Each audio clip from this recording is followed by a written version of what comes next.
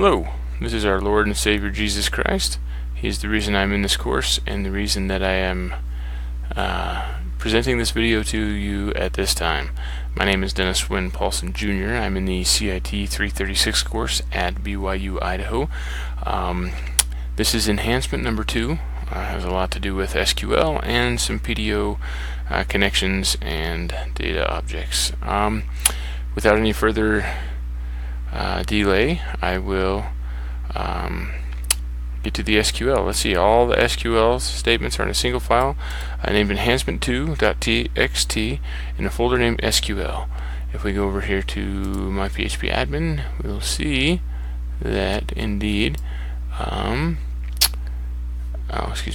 into NetBeans here we have the Acme folder. Within there we have a SQL folder with the enhancement2.txt. And there's a .txt and .sql because the txt looks like this and the .sql is nice and pretty like this, and so it's very easy to use.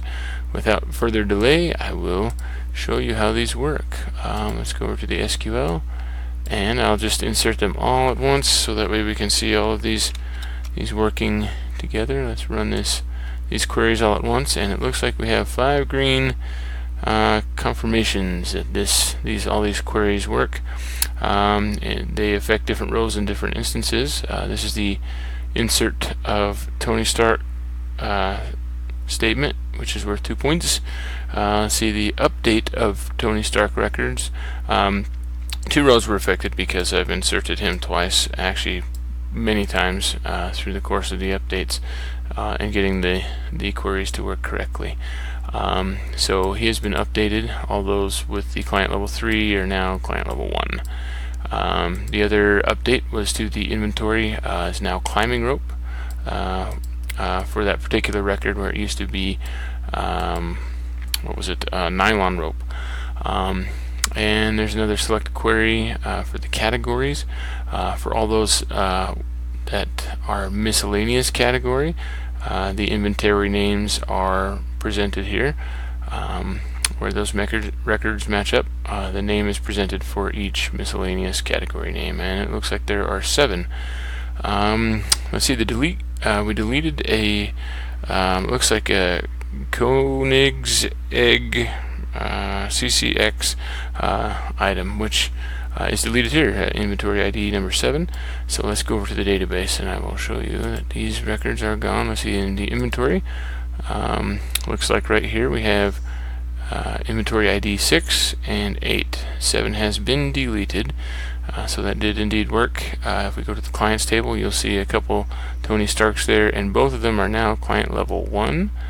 If we go over to categories, obviously you'll see the category miscellaneous, in which 7 of the inventory items are. And if we scroll over to the right, you'll be able to see those. And indeed there are 7 there with the miscellaneous category ID of 3. Moving along, we also have the connection PHP. This is the function Acme Connect. These variables are set to use in a try-catch statement.